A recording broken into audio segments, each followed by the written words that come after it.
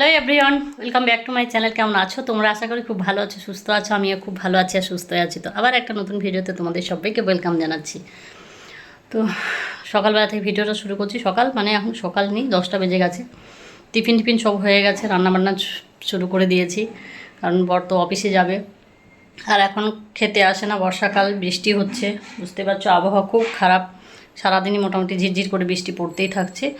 তো ওর জন্য বাড়ি আসতে সমস্যা হচ্ছে, বারবার আসা যাওয়া কত করবে, ওর জন্যই খাবার নিয়ে যায়। তো 11:30টার দিকে খাবার নিয়ে চলে যায়। তো ওর জন্যই তাড়াতাড়ি রান্না করি। আর আমার মাথা চুলের অবস্থা দেখো, এত চুল উঠছে, ওই কারণে এত চিপচিপে করে একটা কি আমলার তেল আছে ওটা দিয়েছি। মনে হচ্ছে যেন সেই হেনা করার মতো, কালি করার মতো লাগছে দেখতে।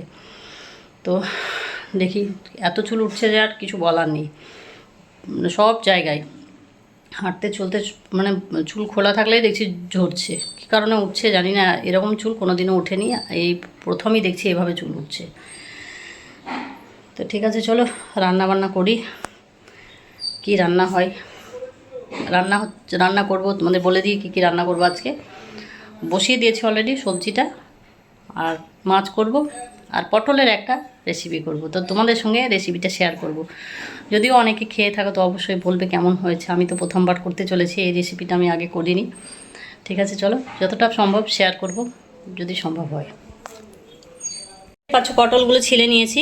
তো পটলগুলো ছিলে নিয়ে করতে হবে কি, পটলগুলোর মধ্যে থেকে বীজগুলো বের করে নিতে হবে। তো ওর জন্যই পটলগুলো, চলো বীজগুলো বের করে নিই একে একে।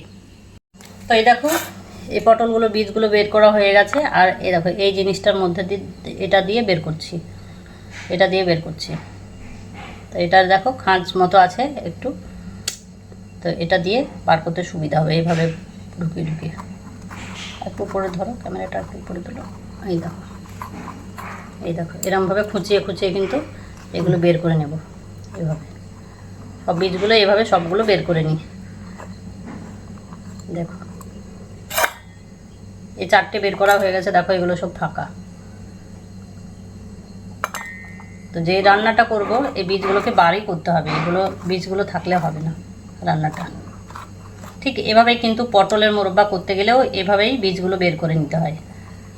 তো ভালোভাবে ধুয়ে নেব, পরিষ্কার করে দেখব বীজগুলো আছে নাকি। আর এইভাবে খোঁচানোর পরে আশা করি আর কোনো বীজ থাকবে না। তা ঠিক আছে, চলো ঝটপট করে সবগুলোর বীজগুলো বের করে নিই। অনেকগুলো আছে, যে এগুলো আছে এগুলো বের করতে হবে। তারপর বার করা হয়ে গেলে তারপর দেখাচ্ছি কি প্রসেস করছি। তো ঠিক আছে, চলো পটলগুলোতে ছেলা হয়ে গেছে, ধুয়েও নিলাম। চলো তোমাদের দেখাই কিভাবে হয়েছে। এই দেখো সব ফাঁকা ফাঁকা হয়ে আছে, ধুয়ে নিলাম ভালো করে। একটা আওয়াজ পাবে, মাছ ভাজা চলছে। তো চলো এবারে এটার মধ্যে দিয়ে দিই তোমাদের দেখ। এখানে দেখো নিয়ে নিয়েছি ডিম। তো ডিম লাগবে উপকরণটার মধ্যে। দেখো ডিম নিয়ে নিয়েছি দুটো, আর লাগলে পরে আরও দেবো, কারণ ভুলে ডিমটা তো ফাটাতে হবে। ফাটিয়ে যদি আবার না লাগে তখন আবার নষ্ট হবে, ওর জন্যই দুটো ফাটালাম প্রথমে। তো এবার এর মধ্যে দেবো হচ্ছে লবণ। ঠান্ডার জন্য কত লবণ দিতে হবে, অল্প একটু দিলাম, জানি না কতটুকু লাগবে, আর একটু দিই।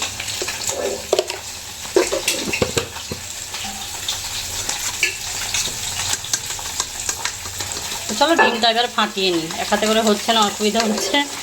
তো চলো ডিমটা ফাটিয়ে নিই, পরে কথা হচ্ছে। আর এদিকে দেখতেই পাচ্ছ এরকম মাছ ভাজা, আর এখানে চলছে কিন্তু মাছ ভাজা, এই পটপট আওয়াজ পাচ্ছ। তো চলো শুধু লবণ দেবো না, এর মধ্যে লবণটাতে দিয়েছি। এর মধ্যে এবারে একটু দেবো জিরে গুঁড়ো, অল্প একটু দেবো, এটুকু জিরে গুঁড়ো দিলাম। অল্প একটু লঙ্কারও গুঁড়ো দিলাম।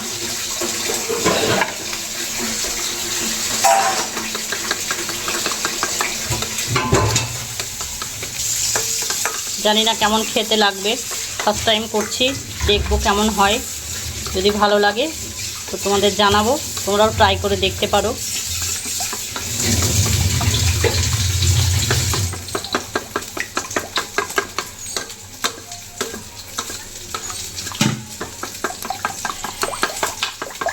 চলো আমার ডিম ফাটানো হয়ে গেছে। দেখো দেখো এভাবে কিন্তু ডিমগুলো পটলের মধ্যে না এভাবে ভরে দেবো।